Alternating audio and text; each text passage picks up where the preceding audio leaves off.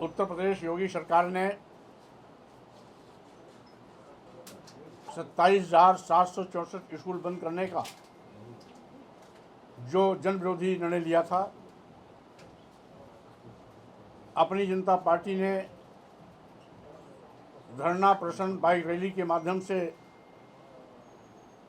जो प्रदेशव्यापी आंदोलन किया, उसके चलते योगी सरकार को घुटना टेकना पड़ा, बैकफुट पे आई और योगी सरकार को स्कूल बंद करने का फैसला वापस लेना पड़ा। भले ही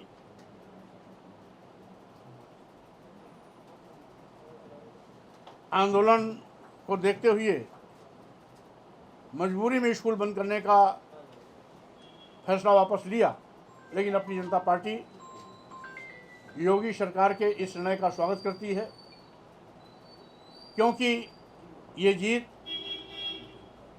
अपनी जनता पार्टी के कार्यकर्ताओं द्वारा प्रदेश मुख्यालय पर धरना, जिला मुख्यालयों पर प्रदर्शन और विकास खंडों में बाइक रैली के माध्यम से जिस प्रकार से इसका सघन विरोध किया गया, अपार जन समर्थन मिला।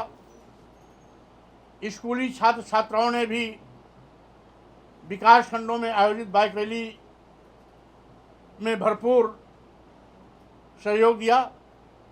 उनके अभिभावक भी इस आंदोलन में साथ खड़े हुए, ग्रामवासी भी खड़े हुए, जिसके चलते सरकार ने ये फैसला वापस लिया।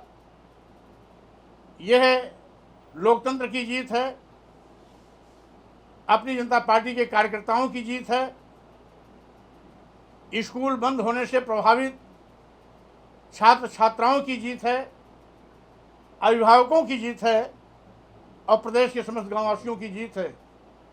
इसके लिए मैं समस्त अपनी जनता पार्टी के कार्यकर्ताओं, पदाधिकारियों, छात्र छात्राओं, अभिभावक साथियों को बहुत बहुत बधाई देता हूं, धन्यवाद देता हूं कि आज भी लोकतंत्र जिंदा है और सरकार झुकती भी है, झुकाने वाला चाहिए। ये साबित हुआ क्योंकि यह लड़ाई इसलिए महत्वपूर्ण थी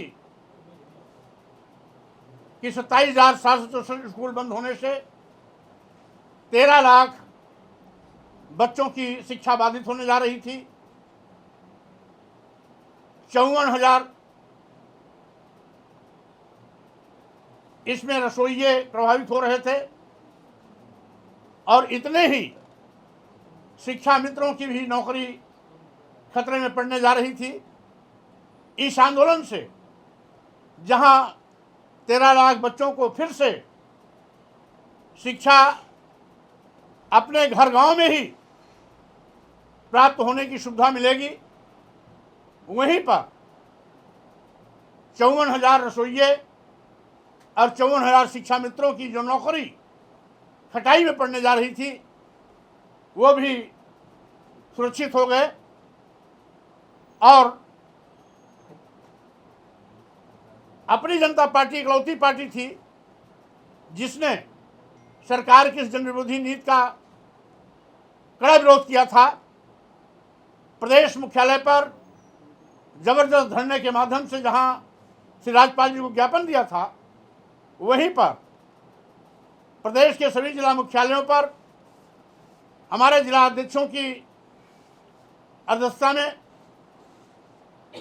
श्री राज्यपाल जी को संबोधित ज्ञापन पत्र जिलाधिकारी के माध्यम से दिया गया था और तीसरे चरण में प्रदेश के सभी विकास खंडों में क्रमवार जहां भी स्कूल बंद हुए हैं उनको केंद्र बिंदु मान करके बाइक रैली के माध्यम से सरकार के स्कूल बंद करने के फैसले का कड़ा विरोध हुआ। खुशी है कि सरकार बैक फुट आई, भले ही देर हुआ लेकिन सरकार को अपनी गलती का एहसास हुआ, स्कूल बंद करने का फैसला वापस लिया। इसके लिए पहली बार सरकार संवेदनशीलता दिखाई, इसलिए सरकार ने जो अपना स्कूल बंद करने का फैसला लिया उसका स्वागत करता हूं और समस्त अपनी जनता पार्टी छात्र छात्राओं अभिभावकों को बधाई देता हूं, धन्यवाद देता हूं। ये लोकतंत्र की जीत है, इसलिए स्वागत करता हूं। सरकार ने जो है अभी ऐसे स्कूल चिन्हित किए हैं जो प्राइवेट हैं, उनको बंद करने का आदेश जारी किया है। कोई भी जनविरोधी फैसला अगर यूपी सरकार लेती है तो अपनी जनता पार्टी सड़कों पर संघर्ष के माध्यम से इसी प्रकार से उसको बैकफुट पर लाने की कोशिश करेगी। हमें यकीन है लोकतंत्र में, और सरकार जनता के कल्याण के लिए बनती है, जनहितकारी योजनाओं को लेके आएगी, स्वागत करता हूं। लेकिन जो भी जनविरोधी नीति लेके आएगी हम उसका खुल्लम खुल्ला कड़ा विरोध करेंगे। सर, दिल्ली में एसएससी से जुड़ा हुआ एक सवाल है कि कई सारे टीचर्स थे जो छात्रों के साथ में वहाँ प्रोटेस्ट कर, पुलिस ने वहाँ लाठीचार्ज भी किया है, तो उस विषय पे आप क्या कहना चाहेंगे? क्योंकि डबल इंजन की भाजपा सरकार दिल्ली की हो, केंद्र की हो या लखनऊ की हो या देश के अन्य प्रदेशों की हो, हर जगह अलोकतांत्रिक असंवैधानिक रास्ता अख्तियार कर लोकतंत्र की आवाज को दबाने की कोशिश कर रही है। जिस तरीके से दिल्ली में एसएससी की परीक्षा को लेकर के आक्रोशित छात्रों ने, प्रतियोगी छात्र छात्राओं ने इस भ्रष्टाचार का विरोध किया, साथ ही साथ परीक्षाओं में जो तमाम अनियमितताएं आती हैं, गलत पेपर बनाना, साथ ही साथ परीक्षा कराने वाली एजेंसी का घालमेल करना, परीक्षाओं का रिजल्ट समय पर न देना, परीक्षार्थियों को, विशेष रूप से महिला परीक्षार्थियों को रात में भी रोक लेना आदि आदि अव्यवस्थाओं को लेकर के जिस तरीके से छात्रों ने जन आंदोलन के माध्यम से अपनी शिकायत, अपनी आवाज केंद्र सरकार को पहुंचाने की कोशिश की, संवेदनशीलता से इस मामले को लेने के बजाय उन पर लाठीचार्ज हुआ, साथ ही साथ थाने पर रात भर उनको बैठाया गया।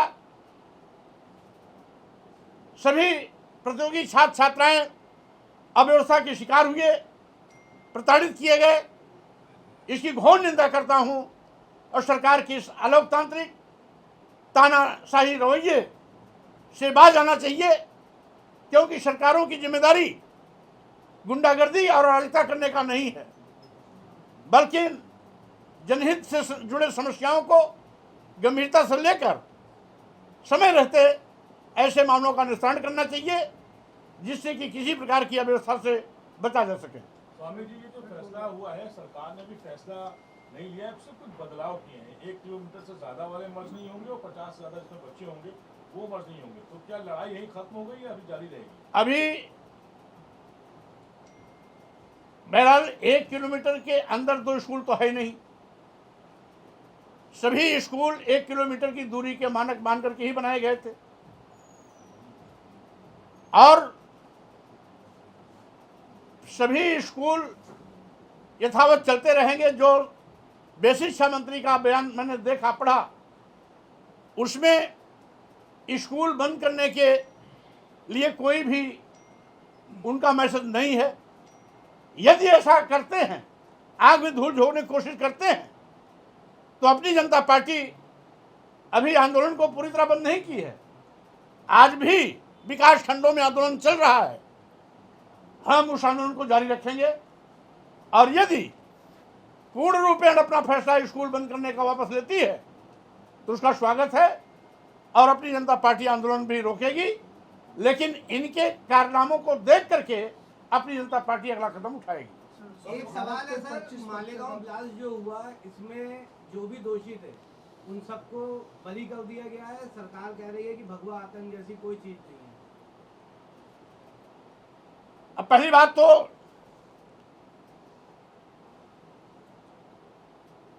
अगर भगवा आतंक नहीं है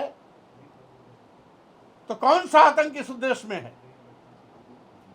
आतंक होता है, आतंकवादी ताकतें आतंकवादी होती हैं, वो भगवा हो या किसी और रंग का हो। इसलिए जिनका भी चरित्र, जिनका बयान, जिनके कारनामे समाज में भय, दहशत, आतंक पैदा करने के लिए पर्याप्त है, उनको आतंकी माना जाएगा। स्वामी जी, हमारा सवाल है, पहले मदरसा पे बुलडोजर चला बंद किया गया, अब ये देखा जा रहा है कि जो कॉर्पोरेट स्कूल 8 तक हैं उनको बंद करके जो जिनका मान्यता प्राप्त नहीं है उनके बच्चों को ले जाके प्राइमरी स्कूल में डाला जा रहा है। इसको किस तरह से देखते हैं? सरकार को तानाशाही रास्ते को छोड़कर लोकतंत्र की मर्यादा के तहत कार्य करना चाहिए। बेहतर होगा प्राथमिक विद्यालयों को बेहतर बनाएं, पर्याप्त शिक्षकों की तैनाती करें। 15,000 प्राथमिक विद्यालय उत्तर प्रदेश में ऐसे हैं जिसमें मात्र एक अध्यापक है, यानी एक स्कूल, 2 स्कूल नहीं, 15,000 प्राथमिक विद्यालय हैं, जिसमें 5,000 जूनियर हाई स्कूल के हैं, उच्च प्राथमिक विद्यालय, और 10,000 प्राइमरी स्कूल हैं। कुल मिला के 15,000 प्राथमिक विद्यालय हैं जो एकल अध्यापक यानी एक शिक्षक के बलबूते पर चलते हैं। प्रति क्लास एक अध्यापक के हिसाब से अगर उत्तर प्रदेश के कुल स्कूलों में पर्याप्त शिक्षक हो जाएं, जिसकी संख्या लगभग 13 लाख होती है, तो यह अराजकता और अफरा तफरी का माहौल अपने आप खत्म हो जाएगा। जब एक अध्यापक एक स्कूल में रहेगा तो स्वाभाविक रूप से एक अध्यापक 5 कक्षाओं के बच्चों को कैसे पढ़ाएगा, जबकि उसे मिड डे मील योजना को भी संचालित करना है।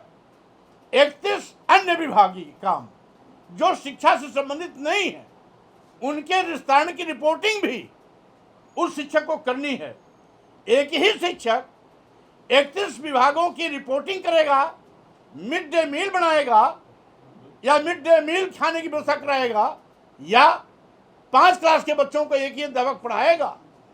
अपने आप में ये विचारणीय विषय है।